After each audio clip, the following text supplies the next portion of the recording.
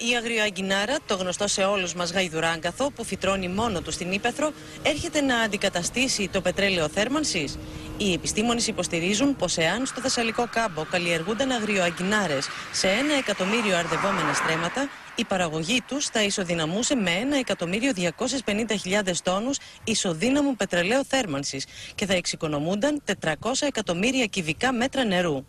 Η χρήση του στέρεου καυσίμου σε μορφή πελέτας με πρώτη ύλη την αγριαγκινάρα στοχεύει στην αντικατάσταση του πετρελαίου σε σπίτια και βιομηχανίες, αλλά και στην παραγωγή ηλεκτρικής ενέργειας. Η καλλιέργεια της αγριαγκινάρας είναι απλή, καθώς είναι πολυετές φυτό και η σπορά του γίνεται μία φορά στα 12 χρόνια.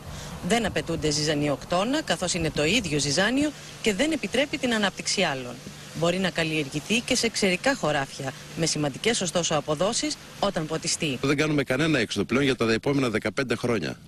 Δηλαδή κόβουμε, συλλέγουμε και φεύγουμε. Και αναπτύσσεται μόνο το χωράφι. Και είναι και οικολογικό. Το φυτεύουμε σε ελληνικά χωράφια, το φυτεύουν Έλληνες άνθρωποι και θα καεί εδώ στην Ελλάδα για να παράξει ενέργεια. Θα αντικαταστήσει το πετρέλαιο θέρμανσης ή τώρα μια καινούργια προοπτική που ανοίχθηκε να παράξει ρεύμα στη χώρα μας.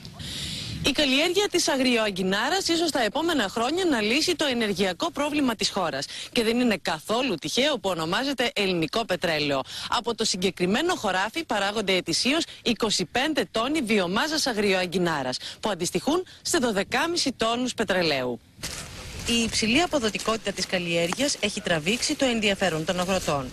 Σύμφωνα με τα αποτελέσματα των μελετών του Εργαστηρίου Γεωργίας του Πανεπιστημίου Θεσσαλίας υπό τον καθηγητή κ. Νίκο Δαναλάτο, το κέρδος για τον σύτο παραγωγό που θα καλλιεργήσει αγριαγκινάρες θα είναι 8 φορές μεγαλύτερο, ενώ για το βαμβακοπαραγωγό το κέρδος θα είναι διπλάσιο. Δίχως σε αυτά να συνυπολογίζονται τα δικαιώματα και οι επιδοτήσεις.